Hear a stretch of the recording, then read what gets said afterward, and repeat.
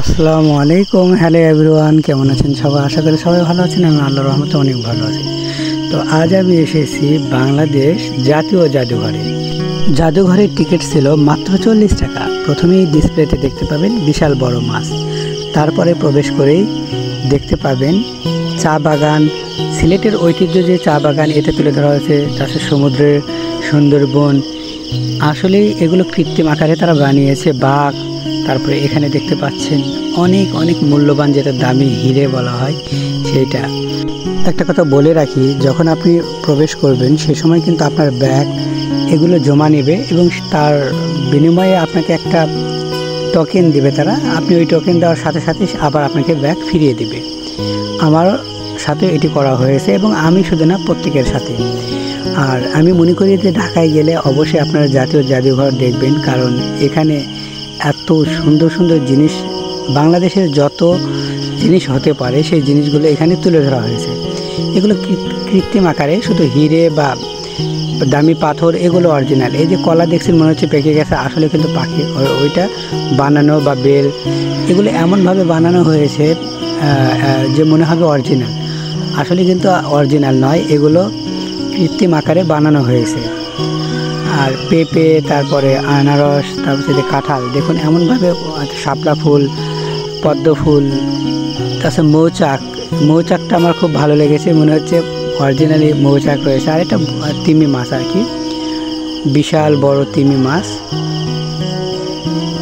কচ্ছপ, এই কচ্ছপ কিন্তু সুতে দিয়ে মানে টাঙিয়ে দেওয়া হয়েছে। আর এগুলো হচ্ছে যে ঝিনুক, তারপরে সাগরের যে নিচে বা সাগরের মাঝখানে যে জিনিসগুলো থাকে বা পারে, সেই জিনিসগুলোর তারা কৃত্রিম আকারে বানিয়েছে আর কি। তারপরে যে স্নেক আর কি, সাপ, তারপরে ঈগল, এই যে হাঁস, এটা কিন্তু বালি হাঁস বা যে হাঁসি বলেন না কেন, এমনভাবে বানিয়েছে মনে হবে যে অরিজিনাল, আসলে কিন্তু অরিজিনাল না। তাছাড়া ময়ূর, তাছাড়া এটা বনরুই, বিশেষ করে বনরুই দেখতে পাইছে। আর এটা তিমির যে কঙ্কাল রয়েছে, তিমির কঙ্কাল আর কি, আমার মনে হয় অরিজিনাল কঙ্কাল না, এটা মনে হয় বানানোই হবে। তাছাড়া এলিফ্যান্ট, হাতি আর কি, এমনভাবে এটা হলো হাতির দাঁতটা অরিজিনাল, আমার যত সম্ভব মনে হচ্ছে যে এটা কৃত্রিম না। আর বিশেষ করে আগেকার যুগে গ্রামের মানুষরা কিভাবে ধান থেকে চাল বের করতো সেগুলো, তাছাড়া লাঙল কিভাবে তারা চাষ করতো, তারপরে তীর ধনুক, জাতীয় জাদুঘরে গেলে কত কি না দেখা যায়, তাই না? যারা আপনারা গিয়েছেন ইতিমধ্যে তারা জানেন। তাছাড়া বাঁশের অনেক কিছু তারা তৈরি করেছে, বিশেষ করে বলতে গেলে আগের যুগের যে বা আদিম যুগের যে জিনিসগুলো, সেই জিনিসগুলো তারা এখানে সংরক্ষণ করছে। আর এই যে দেখছেন, একটা মনে হচ্ছে এটা সাগর বা সাগর পাড়ে নৌকা, আসলে তা নয়। তাছাড়া আগের যুগে এই যে গহনাগুলো মানুষ কেমন করে পরতো, বা এটা মনে হয় চাকমাদের গহনা আর কি, চাকমা বা আদিবাসী যে তারা কি গহনা পরতো, সেই গহনাগুলো তারা সংরক্ষণ করে রেখেছে। আর হ্যাঁ, এগুলো এই গহনা আর কি, আগের যুগের আর কি। তাছাড়া কলস কত রকম আমি জানি না। তারপরে এগুলো মাটির জিনিস, এগুলো অনেক আগের আর কি, তারা সংরক্ষণ করে রেখেছে। তারপর এই যে কিছু মূর্তি, এগুলো তো প্রতিটা জাদুঘরে থাকে, এটা জাতীয় জাদুঘর, এই জন্য এখানে অ্যাভেলেবল সব জিনিস রয়েছে। আর একটা কথা না বলি না, আমার কাছে এই সিংহাসনটি অনেক ভালো লেগেছে, এই যে দেখতে পাচ্ছেন। আর এগুলো হলো মূর্তি আর কি, বস্ত্রহীন মূর্তি, এগুলো তারা সংরক্ষণ করেছে।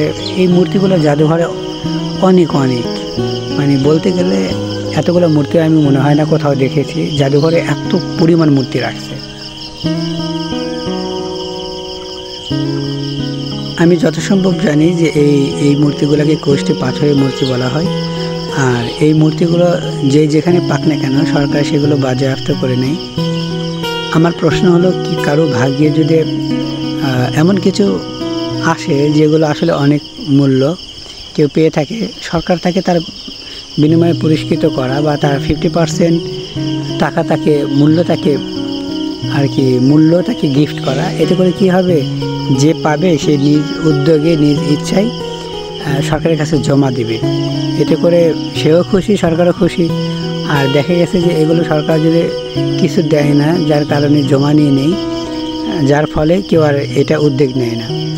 যাই হোক, এই দরজাগুলো মনে হয় কোষ্ঠী পাথরের হবে না কালার করছে আমি জানি না, আমার মনে হয় পাথরেরই হবে। দামি কিছু। আর এটা দেখছেন, এটা আগেকার যুগে যে লেখা টাইপিং করতো, এটা আর কি সেটা। জাদুঘর যেহেতু বিশাল, তাই এটা পর্ব আকারে আসবে। আর প্রথম পর্বের তুলনায় বাদবাকি যেগুলো পর্ব আসবে সেগুলো আরও সুন্দর হবে। বন্ধুরা, তাহলে আজকের মতো এখানেই বিদায় নিচ্ছি। দেখা হবে আগামী পর্বে। ভালো থাকবে।